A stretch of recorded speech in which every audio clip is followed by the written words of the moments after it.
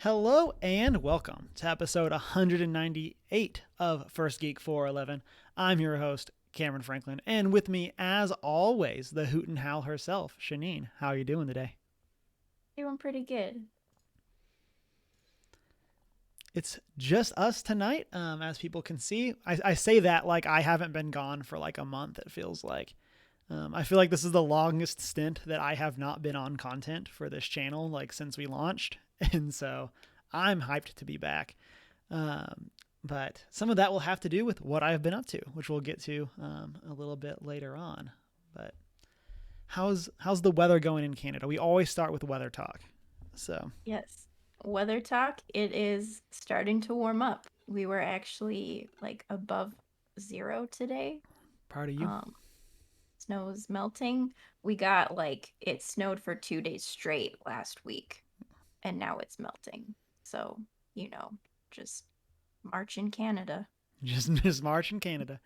It's pretty chilly here in Texas as far as things go. Obviously, not doesn't really compare to how things are for you, but like we had to turn our heat back on, and it was rough coming back from Florida, and so. But this week we got some catching up to do with what we've been up to. We also have some discussion on Lent and the Batman, and then we're going to wrap up with the top 3 ways of sharing a hobby with others. Before we get into that, as always, you can find us on our social media as OneGeek411. You can also join our Discord if you want to chat with us in between casts. Share those wordles. Also, if you continue to find other non-word wordles or specific themed wordles, share those too. After a Panda Boy posted, I started doing Hogwordle, which is all Harry Potter themed things. And it is indeed a process. But then we also got other chats like video games, tangibles, movies, TV, all that kind of stuff. You can also shoot us an email at 1stgeek411@gmail.com. Watch live on Twitch, 6:45 Mountain Time. Be part of those post-show chats. And then check out the videos over on YouTube where you can like, comment, and subscribe. And then you can also find us on podcast services and our Redbubble store. So, Shanine, what have you been up to this week? Slash, for me, the past couple weeks. Listeners have heard. I haven't been able to be around, but how are things going? Good. I have been up to so many things. Um, I guess to start with, Lent started. The 40 days, not including Sundays, leading up to Easter, um, beginning on Ash Wednesday. And I have been attending my liturgical church for like 2 years now. This is the first time I've been able to attend in person during Lent. So it was my first Ash Wednesday service, first time getting the ashes on my forehead. It was it was interesting. As someone who like we don't do that. Um, what's some of the idea behind Ash Wednesday? So the idea is traditionally, but not really required. The ashes come from the palm branches from the previous year's Palm Sunday. They burn them, and Hmm. those are the ashes they use. Apparently, my pastor got them from the store. From So the store. We got the ashes or got the palm branches. the ashes, So do you just like okay? but traditionally, So they're so do you just like from the walk palm up to a branches. store and be like, "Hey, I need some ashes. You got anything I for me?" I do not know what store it was. He just said he got them from the store. It's Okay. like, where is the ash store? Yeah, I'm gonna be honest. Janine, I'm a little concerned for you. I'm sure there's like a liturgical like store, probably the same place they get the little like crackers and things for communion. That would be my guess. But it did seem like a weird thing to buy from Yeah, the store. it's also like a weird. Watch it be like Amazon. It's just like that's I mean, they might. you just got to do what you got to do. Um, But yeah, and then the whole idea behind the ashes is memento mori, remember your death. Um, you are dust, and to dust you will return. Um, just as we lead up to Jesus' sacrifice and all that. Nice. Yeah. Yeah, I feel like we talk about this every time we get into liturgy, but it's like I feel like I've always just been on the outside of all of those things, and so it's um, like conceptually, it's like, oh yeah, okay, I get all of that. But when it comes to like the actual tradition of it, like that's so far out of like the norm for me spiritually, that it's just like I don't really know what's going on. Or it's like I don't know how we got here, that kind of thing. I mean, I'm still barely on the inside of liturgy, so it's fun to get to be involved and learn it all now. Mm-hmm. Um, but in geeky news, um, Faithful Hedrons did a one shot on Saturday that lasted like 5 hours longer than I thought it was Yeah, going to. yeah, y'all. I left the resort, went to the airport, flew to Texas, and y'all were still going. Like I was not expecting that. It looked like y'all were having a blast. I couldn't really watch, but it looked like y'all having fun. Had some awesome guests on, and so like, yeah, it looked like y'all having a ton of fun from like the very little bits and pieces I could catch. I need to go and actually watch it once I get it up on YouTube. But Yes. Yeah, Chris DM'd one of the Candlekeep mysteries, and my internet friends Andrea and Keela um, were on, and it was Keela's first time ever playing D&D, and now she loves it, and I'm just so excited about that. and y'all rolled new characters, right? Yeah. So you weren't playing Poppy. No, I was playing a dwarf wizard named Mavulda. I remembered this time. I couldn't remember at all on Saturday. But yeah, it was my first time playing a caster like that. So it was very interesting relying so heavily on spells and not having a sword to swing around. Yeah, can't give them the boops. But I kind of am in love with wizards now. Yeah, So I've never played a pure caster like that. yeah, So like for a long time, I played an Eldritch Knight, which is very much like that jack of all trades kind of thing. Um, and yeah, I was very close to going rogue or warlock for Faithful Hedrons, but then Travis was coming in and wanted to do a warlock, and so that's how I ended up playing something else. But like I'm so interested in like that playstyle. Like it seems like so much fun. it was. I want to go and rebuild my character because the range of spells I Mm-hmm. chose were probably not ideal. And y'all started level 7, right? Is that what I remember from chat? Yes, So and that's so like having if you've never played a caster, that is a hard place to jump into. it was. Like like that's like a serious like obviously like D&D's 5th edition's kind of designed to where like level 3 is really the introduction. Like level 1 and 2 is really just to prep you so you can get a hang of it. But like jumping in at level 7 for a whole new class, let alone friends that had never played before jumping in at level 7, like props to everyone. Yeah. Yeah, I've never gotten a character to that level before either. So it was very new, but I like it. Mm-hmm. Suddenly so many more spell slots. Mm-hmm. So anyway, I started blasting. Pretty much. What were some of And the memorable parts of it? um let's see. Andrea played a dwarf barbarian who had carried a bunch of ribbons around and would just kind of spontaneously give people ribbons and Okay, things. It was delightful. I love that. So good. Um What else? Keela used Shatter and took out like three people simultaneously. Just destroyed. It was great. That's awesome. Like I Yep. said, I'm super jealous. I'll have to watch once we get it up on YouTube. But Yep. It was a good time. I really want to play more Candlekeep Mysteries now it's because those were fun. just all one shots all the time. Every time you roll a new character.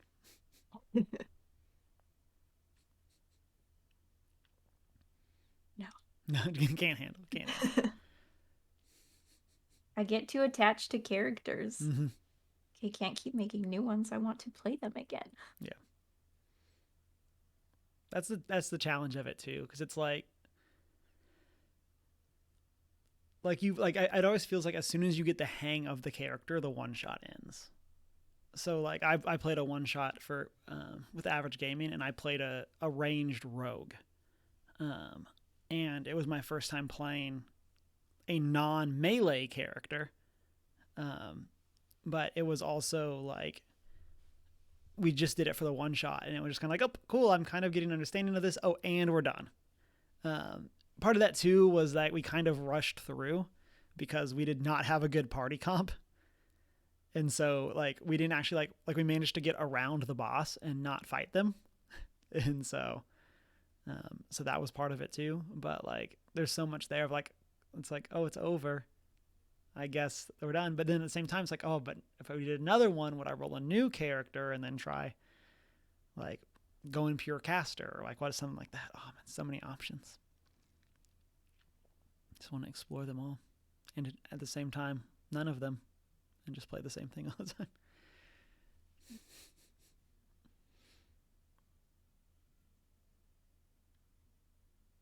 And then after D&D, my husband and I went out with some friends to the sports bar to watch UFC. And it was surprising how great for your mental health it is to get out of the house and see people. Oh yeah, yeah. Um, it's been a while, been a good long while since we've been able to do that. So it was fun. And then the highlight of UFC was probably seeing Jensen Ackles and Jared Padalecki in the audience. So that was great. Are you a big UFC fan? Probably bigger than most, but Okay, not as big as some. okay. I was curious. I mean, rumor has it that you do have a chest tattoo, which would be a very UFC thing. And Mm-hmm. so, but yeah, I was just curious because it's one of those. It's like I would not expect you to, but I also would not expect it, if that makes sense. Yep. Yeah, I've been watching for a while. I don't like keep up with it religiously, but Mm-hmm. I enjoy it when I see it. Nice. And then to top the whole weekend off, we went on Sunday and saw the Batman. Yeah, you all was so busy. What did you think of the Batman? Oh man, it was amazing. Okay, we're going to go I see it tomorrow. So, so, it's it was so good. I like can't stop gushing about it still. It's so good. so no spoilers, obviously for listeners and especially for me. Yes. But like, what was so amazing about it? Like, what did you enjoy? Some like I know that you posted like it's been a long time since you've seen a superhero movie that you've had no gripes about. Like, so in Yeah. generalities, what all was going on? Generally speaking, I think the cast was perfect. Like everyone was good. Um it was great getting to see the detective side of Batman and just more like mystery solving stuff was so interesting and like made a really good Batman story. Mm-hmm. Um I mean, the Riddler is one of my favorite Batman villains, so it was really exciting to get to see the Riddler. Um, and there was a lot of emotional notes that they hit really well.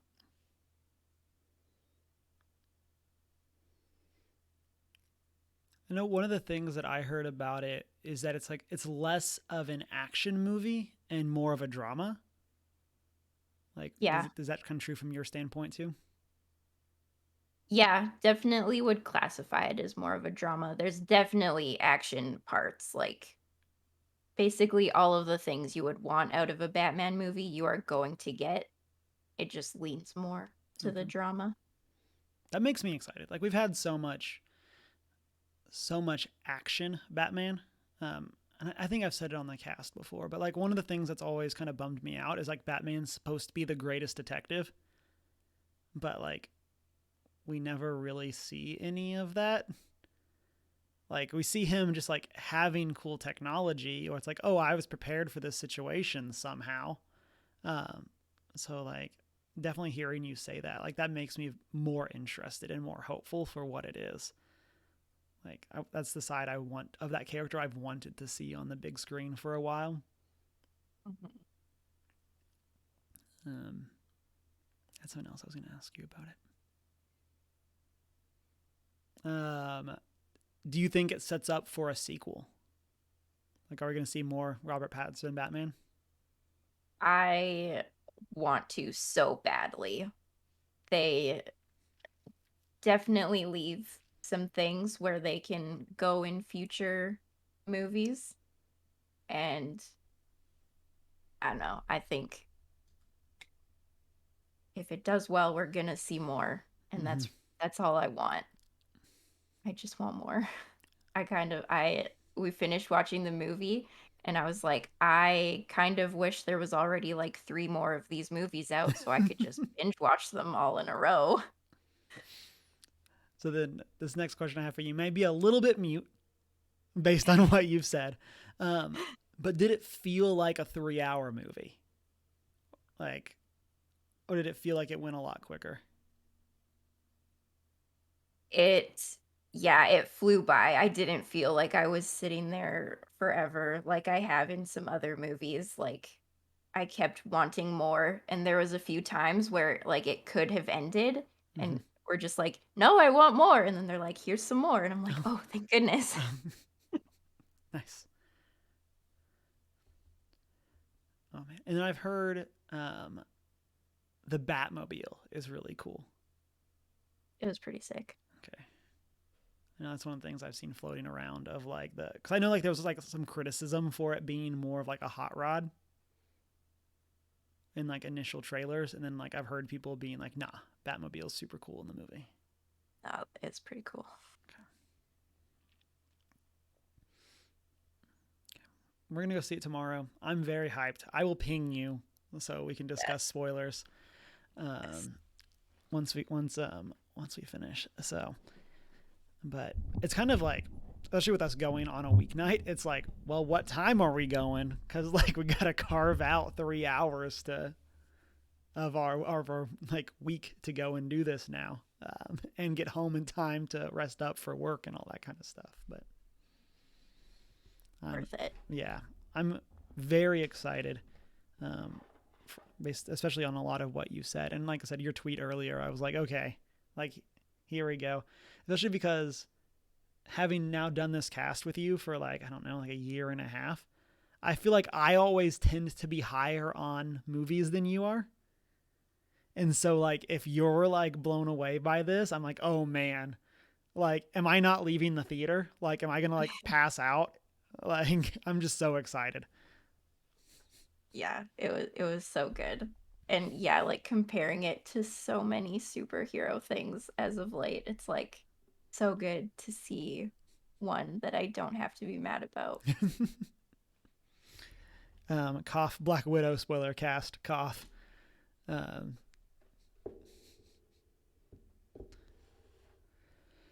but for me, like I said earlier, like I think this is the longest stint I have not been on the podcast. since we launched. And so I think it's been 3 normal episodes, and then obviously the D&D one shot as well that I haven't been on. And so things have been good busy. And so the biggest thing is that we just got back from Disney World Saturday night.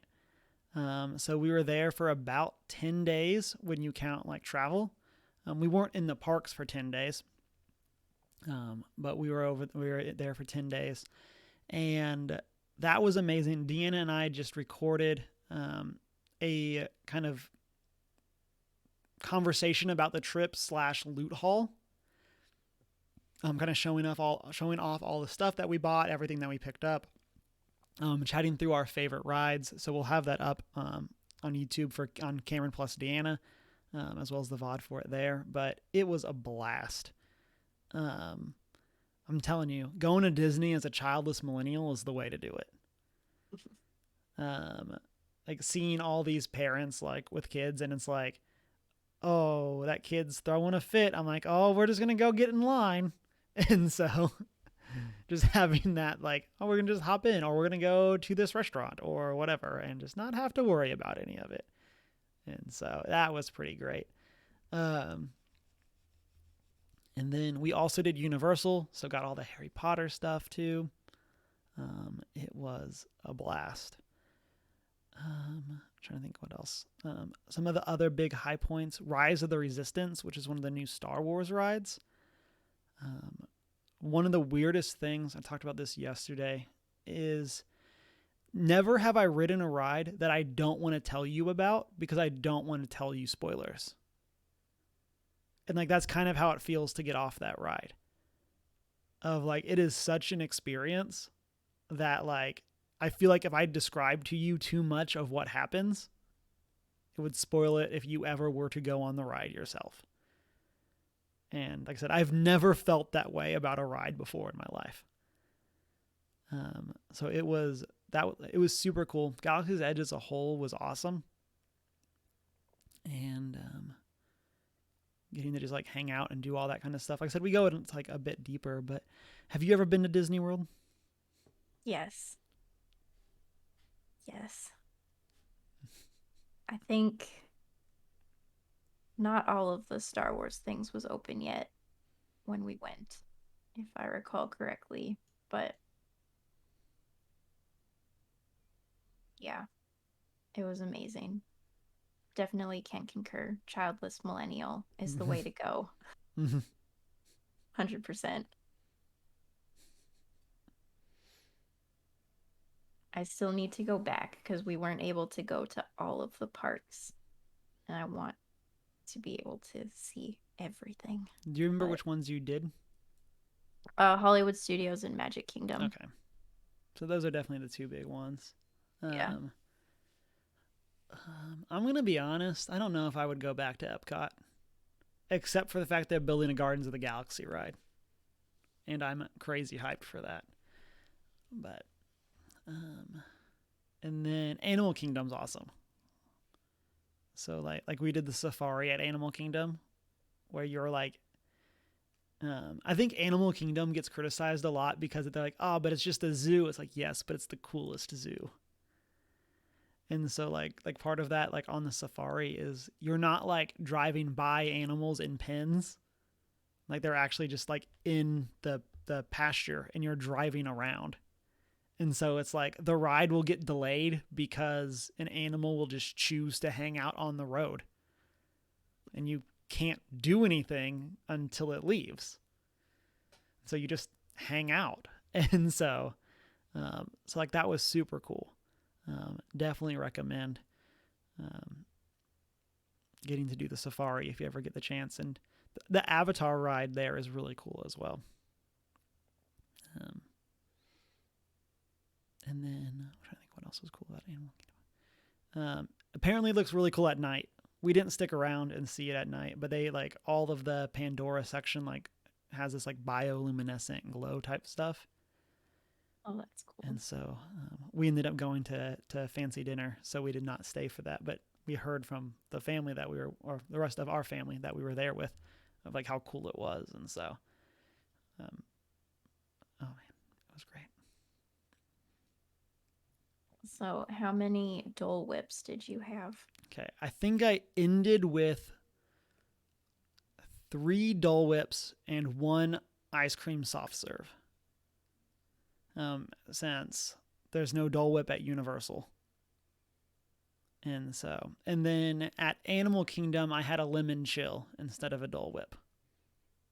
So, I didn't get a Dole Whip every day as I had hoped, but I kept the cold dessert trend going, at least for most of the days that we were out and about. So, My biggest regret is not getting a Dole Whip.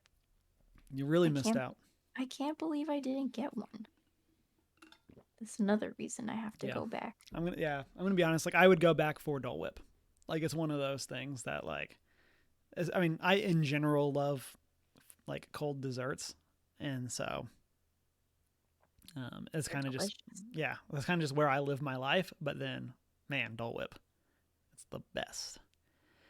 For people that may not know it, it's kind of like the main flavor is like a pineapple soft serve, kind of sherbety.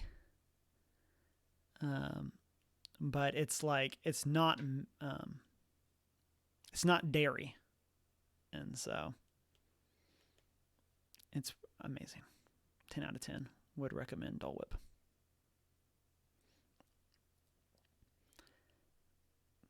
Then, other than Disney, I'm sure this has got brought up in previous weeks. Horizon Forbidden West has come out, and so I have been playing some of that. I know Emma streamed some of it, and so I got a chance to play some before we left on our trip,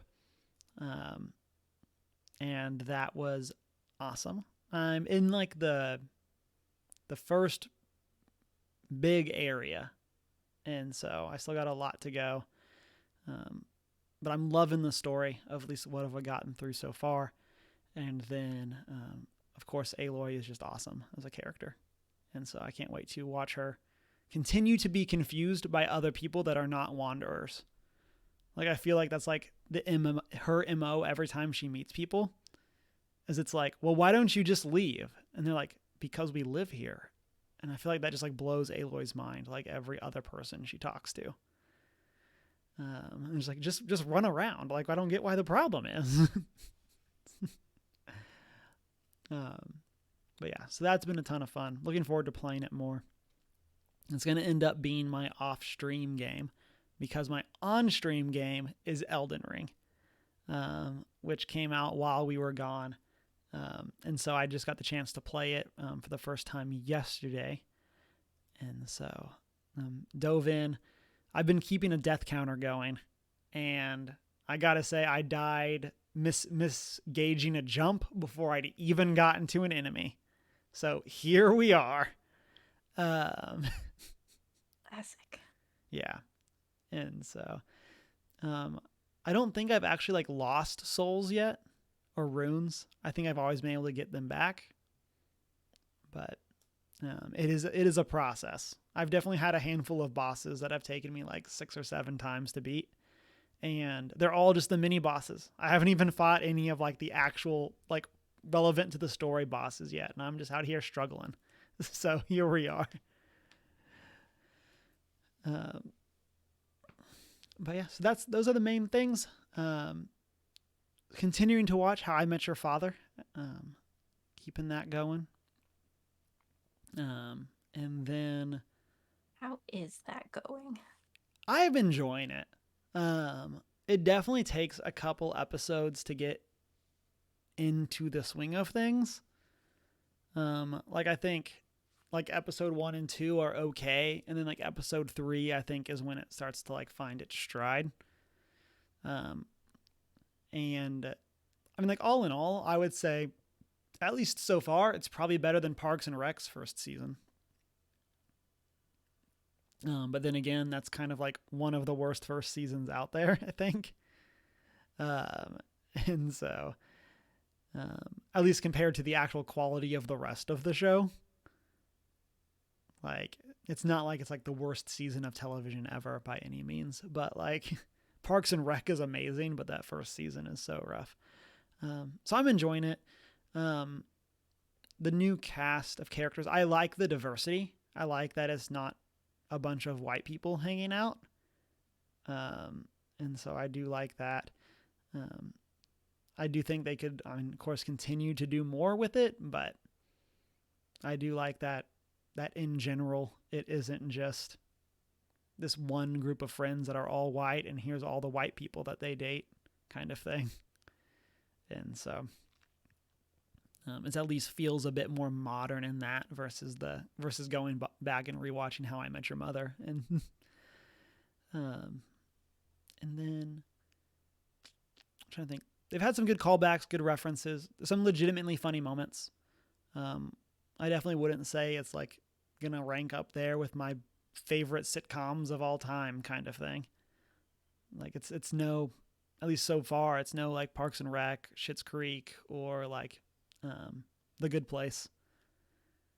Um, let alone something like the first like 6 seasons of The Office or whatever. Shots fired to the rest of The Office. But yeah, but I'm enjoying it. I'm hoping that they get another season. So it's definitely the type of thing that I feel like they'll hit their stride and they could have some cool stories to tell. Especially as it's kind of like How I Met Your Mother is like late 20s and then becoming like a 30 something. This starts out with all the characters as 30 somethings trying to find their way in the world. And it's just like, oh, here we all are together.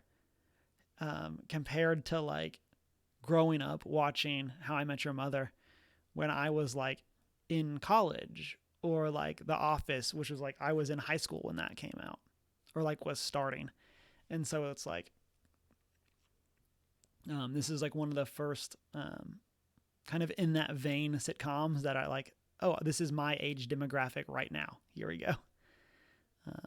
I guess New Girl kind of fell into that, but and so like that's I think part of also why I want to see it succeed is it's like this is about the me, and so. But listeners, hit us up with what you have been up to. And you can do that, of course, at our Discord, on our socials, all those places that we talked about earlier. Let's get into our discussion topics for the week. I'm going to jump in and go first because we're mixing things up and we're going to continue talking about the Batman. And so the Batman, oops, sorry, that audio probably came through because I did not mute the tab. And so the Batman has won the weekend domestic box office with the second best pandemic performance at $128.5 million, according to this article from IGN. They're pulling from Variety. And so I know you kind of already shared your thoughts. It seems like people agree.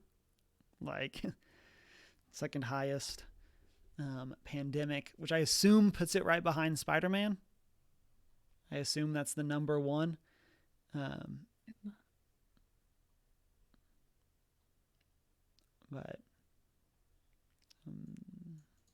I should have looked that up ahead of time, and I didn't. And so, but yeah, so that's pretty cool. I'm definitely like that. That bodes well for the movie, like getting the sequels, like what you were talking about. I feel like that's kind of like if it, actually the domestic box office, I feel like has a lot of motivations for that. Justice League is kind of the example I like to always bring up with this, of like Justice League did pretty well in the box office, like all things considered. But like the domestic side of it, like the reception was so poor, it was just kind of like no one ever thinks about how well it did in the box office. Whereas I think an interesting thing here will be if it is more of this drama style of Batman. Like, will that translate as well to the other markets as the more traditional action heavy things tend to when it comes to American cinema? So Yeah, I don't know. I Um, don't know. I don't know. I don't understand how any of this works. I don't understand these projections. Um, and so, but it's definitely very exciting. Um, how I think I've asked this before. In fact, I'm 100% sure I have. Where do you fall on the like Marvel or DC end of the spectrum? Um, I mean, definitely like hard Marvel. I've been a little bit salty with Marvel as of late. Mm-hmm. Um, but still definitely consume more Marvel than DC, unless we're talking animated stuff, in which case DC wins. Mm-hmm.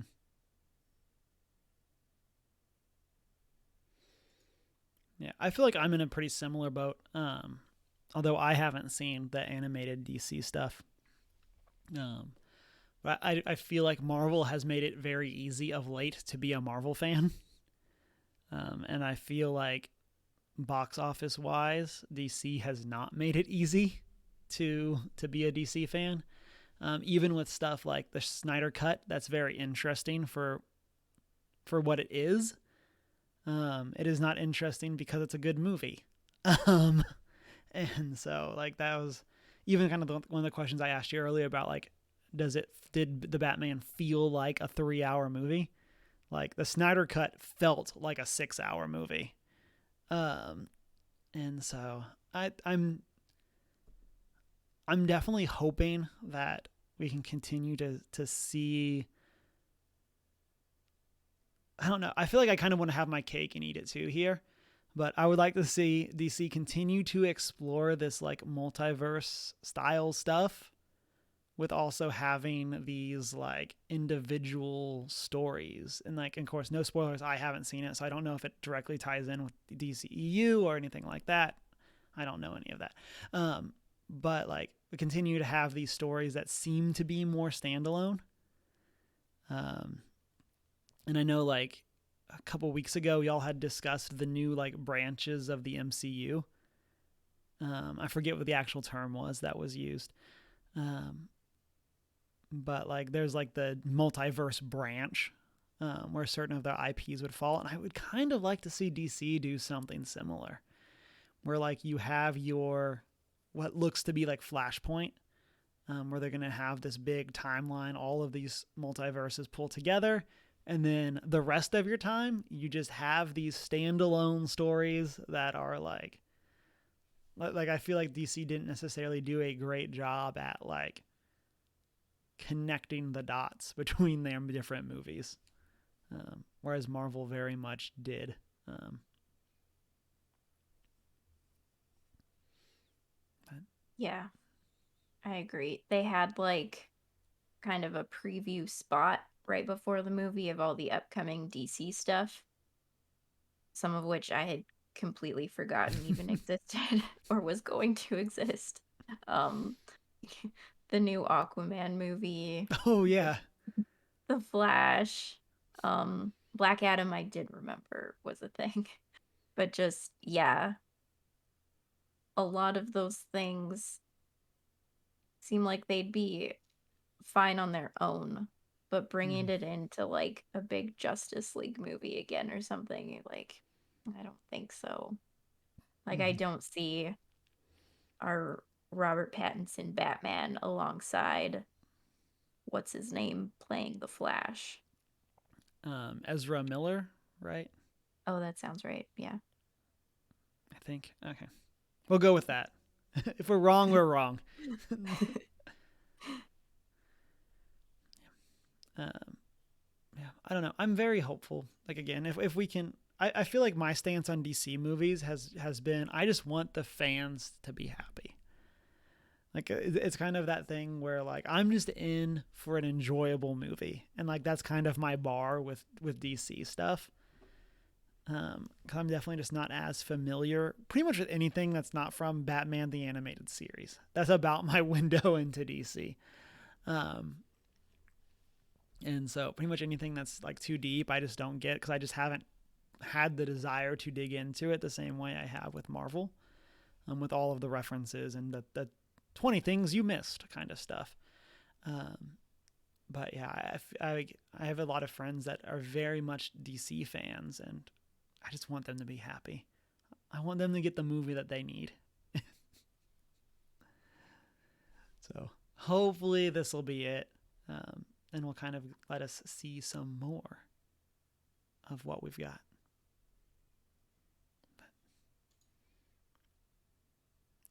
Shanine, what do you got for us? All right. Bringing us full circle back to Lent. Um, so with Lent often comes such spiritual practices as fasting. Feel like the classic one that comes up is like, I'm giving up chocolate for Lent. Mm-hmm. So, um, that's a difference in geography. Here in Texas, it's giving up Dr. Pepper for Lent. is it? That's the big one. That's funny. All right, so giving up something for Lent, usually involving sugar. That's not necessarily what it's supposed to be about, but giving up something for Lent, um, and then prayer and giving to charity and things Mm-hmm. like that are kind of the three main Lent spiritual practices. Um, Personally, I am not really observing Lent this year other than doing a Lent devotional. Just feels like a lot to be adding new things into my life right Mm-hmm. now. Um, so I think my big thing for this year for Lent is just like finding more time to rest. Um, and that kind of brought up kind of how spiritual practices don't have to be the typical things. They can be unusual. And so one more unusual spiritual practice that I do want to do more during Lent is just going for walks and just getting to be and be outside and be with God Mm-hmm. and just use that as a spiritual practice. Um, so, my question for you is, are there more unusual spiritual practices that you have done in the past or currently do that you have found beneficial, or is there something you have heard of that you would like to try? I think it's super funny that you mentioned walking because that was my answer. So I don't sit still well. That's definitely one of the things that like in my personality, like I need to be doing something. So like even now, like I'm fidgeting with my like headphone cable. Like I just do not do still very well. So that's kind of one of those like so being still is a spiritual practice I've always struggled with. Um, but kind of with that, I think one that's important or that I've connected with a lot is the idea of like intentionally not being in a hurry. Like the idea of like, and I did this a lot more like especially when I lived by myself. It was kind of like one of those times that was just like the easy, like a good time to just go and be with God. And so like I would do it where like I lived, the apartment I was in was about like 2 miles from the church that I worked at, and it was the on a not super regular basis, maybe like once or twice a year, just on like a random day, I would just walk there and back. And it was just like could I have driven there in like 15 minutes and been home? Yes. But like it's kind of just like one of those that it's a good way of putting on like a spiritual podcast or something, um, some music, whatever it is, audiobook of the Bible, audiobook of a spiritual book, and kind of just having that like out walking around and listening thing. Um, and I think kind of through that, I've struggled a bit more with it this year, but just the idea of spiritual podcasts, like even ones that are not like overtly like reading scripture, um, but the idea of just like here are people talking about faith or talking about topics from a faith perspective. Like I've talked before about That Sounds Fun with Annie F. Downs. Um, and so like that's a very like great podcast kind of just for that same vibe. And so even when it's just like being out with Deanna as she's like training for running, kind of just like having those moments and finding that of like, okay, I am going to intentionally not listen to a video game or Magic the Gathering podcast right now. I am going to put on something else and listen to that, and kind of just do that as I walk. And then to like what you were saying, this idea of just like being out, being with God, and then I think being with people is a big part of that too. Like it's that idea that's like, oh, I'm not just in my like home by myself listening to this. I am actually out with people, even though we're not like directly interacting.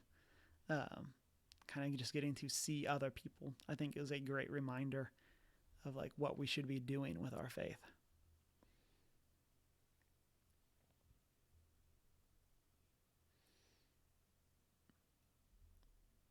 I'm trying to think if there's anything else.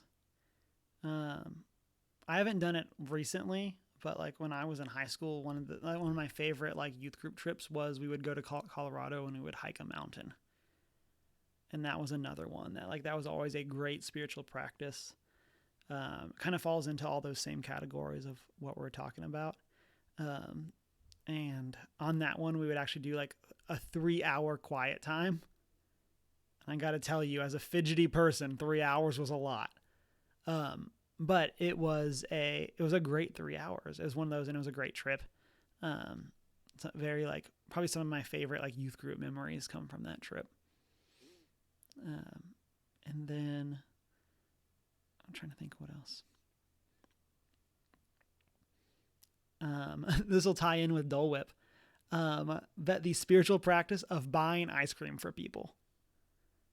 And so like I would do this a lot as a youth minister where like because if we ever had like a smaller group for a trip, I liked to do something special for those that came. And so like so we had one where it ended up just being like me and like 2 or 3 kids. We all went to the beach, and it was like, hey, on the way back, bought everybody ice cream. Like just kind of that like I think it's one of those things of I'm a huge fan of the Mother Teresa of like small acts with great love. That like you don't doesn't have to be the most grandiose display of faith. That it can just be these small things of buying somebody ice cream.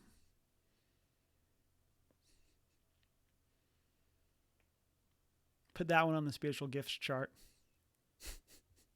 Definitely. Yeah.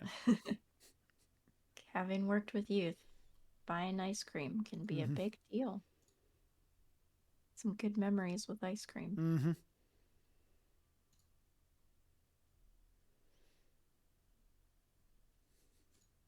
Oh, I think something else that I want to try more, I think is definitely one that we might classify as a typical spiritual practice, but I feel like nobody really ever does it, is silence. Um, I am pretty much constantly either watching TV or listening Mm-hmm. to a podcast or listening to music. And like that's another thing that I want to do on these walks is just like unplug myself from everything and like give time to reflect and give time to think and like talk with God and listen to God Mm-hmm. and not be so intent on consuming all the time. Yeah. That's a hard one for me. Like I'm there with you that like it's one that I wish I was better at. Especially coming from the like I am the like if Deanna's not here, I'm probably doing 2 or 3 things at a time. Whereas it'll be like I'm playing a game, watching TV, and possibly even like on my phone. And it's like this is a problem. And I just yeah, that's definitely one that I want to be better at too.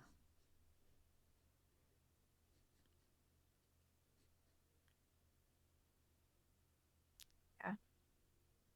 So I'm not going for anything like super wild with that, but I feel like 5 or 10 minutes of Mm-hmm. just being quiet will probably make a bigger difference than I expect it to. Mm-hmm. And like a big thing that like I've talked about is the idea it's not the amount, it's the act. And so like even that idea of like I've the Bible Gateway app set to like push notification verse of the day to me. And so it's like, hey, at least that's something. Like if nothing else, at least I've read that verse today. And so um and I think that that's like I've definitely fallen into that trap of like I got to try to get as much done as fast as possible, and then you burn out. Um, and I think that that's not necessarily how we're supposed to consume our faith. Like that even that sounds very like capitalistic or whatever, but like we're not supposed to necessarily take our faith in what is the quickest way that we can be done with it. I think we're supposed to dwell on things for longer than like just oh check box finished reading the book kind of thing. And I think that you don't get there by trying to cram everything in. You get there by taking small steps and building a pattern and laying a good foundation. Yeah.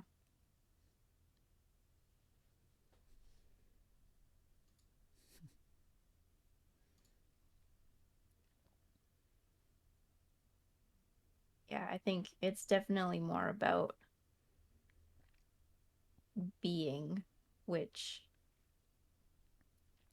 is, yeah, hard to do with shortcuts and things, but it's knowing who you were made to be Mm-hmm. and working on becoming Mm-hmm. more like Christ. And yeah,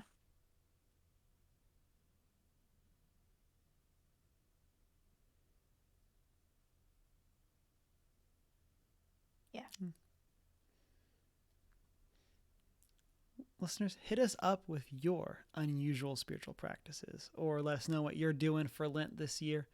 Um, Definitely looking forward to hearing what people have to say. And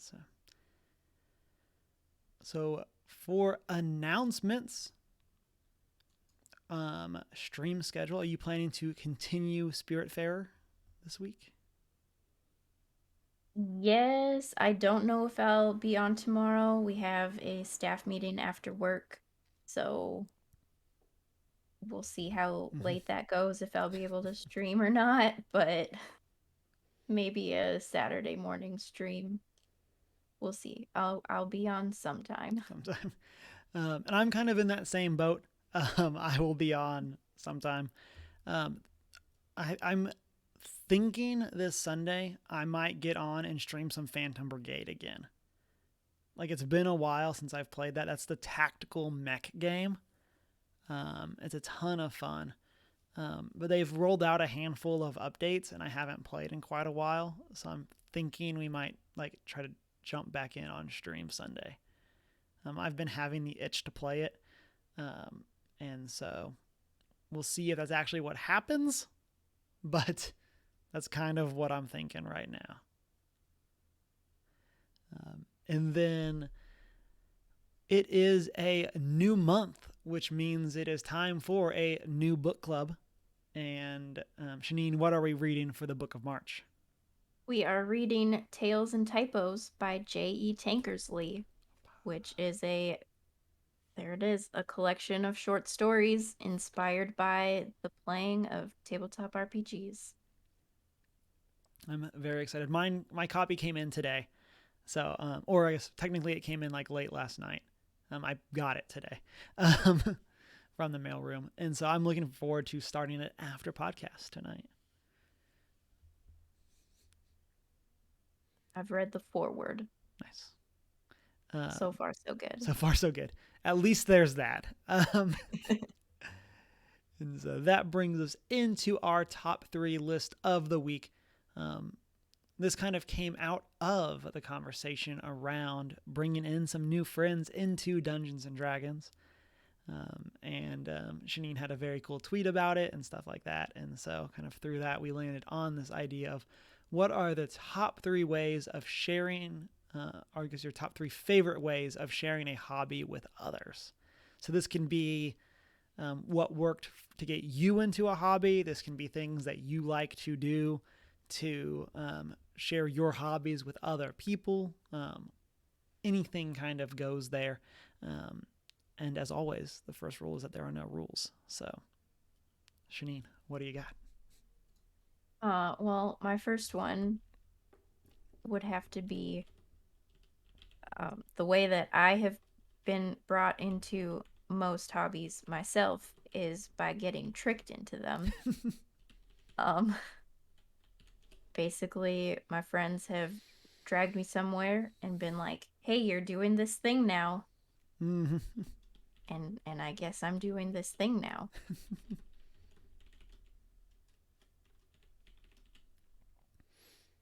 What are some examples? I mean, probably D&D. They're Mm-hmm. just like, "Hey, come, you should do this." Um, Magic the Gathering. Mm-hmm. They're just like, "Hey, we brought cards, sit down." Um, what else? Probably Marvel movies. Everyone was going to see Thor, and Mm-hmm. so I came. And now here we are. Marvel fan. Mm-hmm. Got him. Yup. That was Feige's big plan. We're going to peer pressure Shanine into being an MCU fan.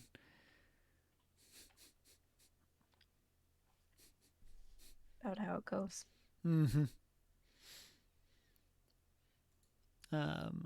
So for me, my first one is to be enthusiastic but not aggressive. And so this is definitely one that both works for me and is something that I try to do whenever I like am introducing somebody else to one of my hobbies. Is the bar for like me wanting to learn about something if someone else is enthusiastic is pretty low. Like if you're hyped about something, I'm all in even if I don't care. Like it's one of those things that's just kind of my personality type. Like I say at work, I'm the person that loves meetings because I will happily talk to anyone about anything. And so I feel like that's kind of the same thing with the hobbies. It's like if you can be enthusiastic about it, like that will help others to see it as a fun thing or something that matters. And so, and then the not aggressive side of it is don't expect other people to be enthusiastic about it just because you are. I feel like that can be what turns people off from a hobby. Is that if it becomes the like, well, you have to like all of these things. I love the Parks and Rec of like, of course, Anne, you're a Harry Potter fan. You've seen all 8 movies. And so I feel like there's that side of it too, where you have to avoid the just throwing the hobby at somebody, but also just got to be hyped about what it is. What is your number 2? My number 2, um, geeky hobby gift. Um, my first magic deck was a gift. Um, and I definitely played a lot more after that than I would have without a Mm-hmm. deck. Yeah, So it turns out that is one of the yeah. yeah, I think that that can be a big part of it too. Is the and this kind of ties in with my next one, and so I'm going to just go ahead and say it. Then we can kind of, I think we'll have everything I was about to say is going to apply to what mine is, and that's let them find the cool. And I think that that kind of that ties in with that idea of like that geeky gift of like find like what is the cool thing to this person, and then help them find that and make it their own. So like I feel like you can sometimes like, and I think this is what happened with you, is like sometimes people can just be handed something and they're all in. But then otherwise, like, and this is what I did with Deanna when we were going through and building her newest magic deck, is it's like, well, I went and we kind of talked about some stuff, and then I found some themes, and then I basically like made a PowerPoint presentation for her of like, okay, based on what we've talked about in these themes, what of this do you think would be cool? And I kind of presented just a handful of ideas and said, if we were to build a deck around this commander, this is the ideas that it would do. And that for a lot of people is going to help them get a lot farther than just saying, here is something, like, go. And so helping those people find whatever it is that they're interested in with the hobby, assuming it's, you know, a diverse hobby. Like, I don't know how well you can do this with like sports, with like, or with like, in the sense of like, if your hobby is playing flag football, it's kind of playing flag football or whatever. There's not necessarily a lot of other stuff, um, but yeah.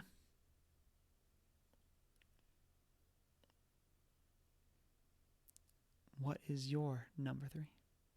My number three is just invite them with a group of friends.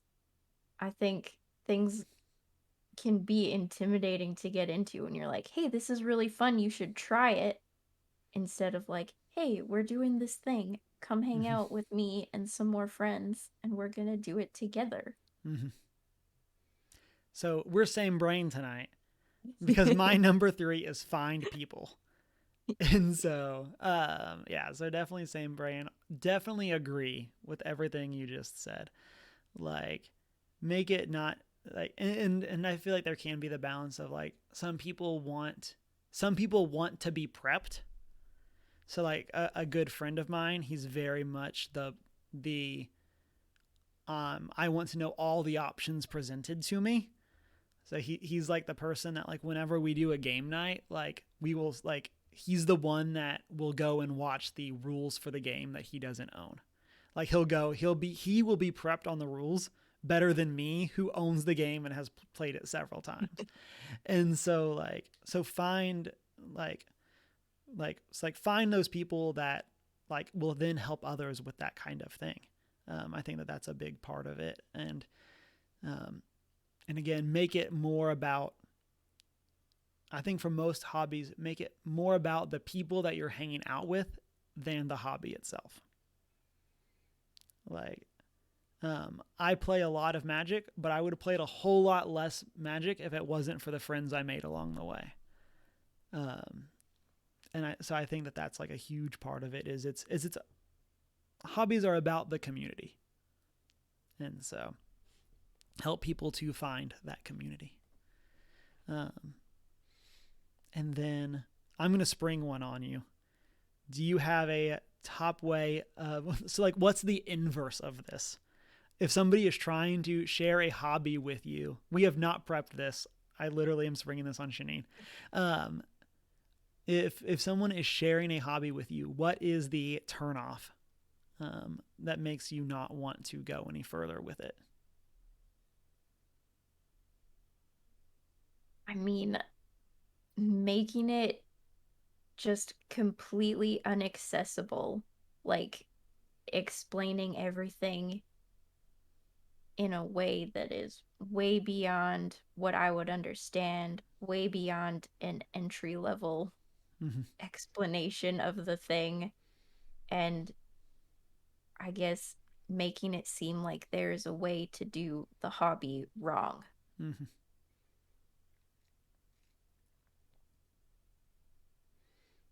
Yeah. I'll definitely agree there, especially with that last line of making it seem like there's a way to do the hobby wrong. Um, I've kind of been on a like personal vendetta against the idea of people saying like, "Oh, I'm gonna have to take your geek card because you haven't done this thing." It's like no, we got things to do. Like it's okay that people haven't done this, and like making it come across like you can't be a video game fan because you've never played X very good video game. It's like, you know what? There's possibly a reason I haven't done that. And it may not be anything like using myself as the example here, it may not be anything that's like triggering, but for some people it may be. And so now, like, if you're presenting the hobby as like, well, you can't be into this hobby if you don't do this thing. It's like, okay, cool, I'll go elsewhere. Um, so like I think that's the biggest one for me. As a more like nitpicky thing, one is whenever I'm learning a new board game, tell me what I need to do to win. Like if we're like, even if it's like abstract, so like, so it's like, oh, here's a game. How do you win? You get the most points, and you get points in general by doing X. Cool. So like we have some friends that we play board games with, and they're very good about this. I'm not about to throw them under the bus, but we were playing Viticulture, which is a game all about winemaking, and oh man, did I do awful at that game. But I knew what I was trying to do because they explained it well. I just did it very poorly. And so like, and even there, just like the abstract of, okay, so because the way have you played Viticulture? No. Okay. So this was my first time, but the idea is that you're trying to make wine. You own a vineyard. And so I think every turn is a year. And so in the spring you plant, and in the fall you harvest. And then you get points by selling what you've harvested to fulfill contracts by making certain wines. And so like, cool. That's all I need. Like, give me that. I now know what I'm trying to do. Okay, let's go into the game itself. Or get more of that, like the more deep rules knowledge of like, I have my high end view of what's happening, or what our goals are. So, but Yeah. Super agree with that. I feel like there have even been a few like rules videos that I've watched where they'll just like get into the details and I'm like, but what am I doing? yeah. But why? Yep. Yes. And I think that's like especially like a board game issue as a whole. Like I've heard people, like some developers, talk about it before. The idea of like video games are very interesting because you can introduce things as you go. But if I set a really interesting looking piece in front of you in a board game, even if that piece isn't relevant until the like latter half of the game, I need to tell you now what this piece is so that you can be prepped for it. And so I feel like that can be kind of that struggle of like, well, like, okay, here's this 8 billion thing. And for some reason, you're focusing on this thing that's not relevant yet. Like that kind of thing. Like, why are we going down the rabbit hole here? I need to learn how to get to that point of the game before we get to this piece. But, listeners, those are our top 3 ways of sharing hobbies with others, and a bonus way not to share a hobby with us. And so you can always hit us up with any of your favorite ways of sharing hobbies over on our social media. But we will circle back to that in one moment. And I did want to say, we talked about next book club being Tales and Typos for March. April's book club, I meant to say this when we were talking about it, but I forgot. April's book club is The Robe by Lloyd C. Douglas. And so it is a big one. And so I did want to mention it in case people wanted to be reading that as well. My hope is to kind of alternate between the two. So that way in this month I can hopefully make some good progress on The Robe. Um, so that way I'm not trying to knock everything out of like at the in the month of April like I did with Dune. And so because that was a busy one. And so but I think that is going to bring us to the end of the cast for tonight. Shanine, it was a pleasure. Um, it was good to be back. So good to have you back.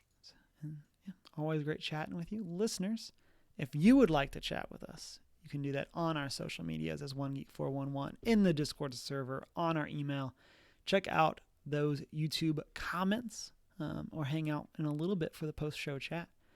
And then you can also find us on our personal social medias. Mine's Humar Whittle. I'm the Hoot and Howl on Twitter and Hoot and Howl Tales, Tales, on Instagram. And it's been a great week. Read a book.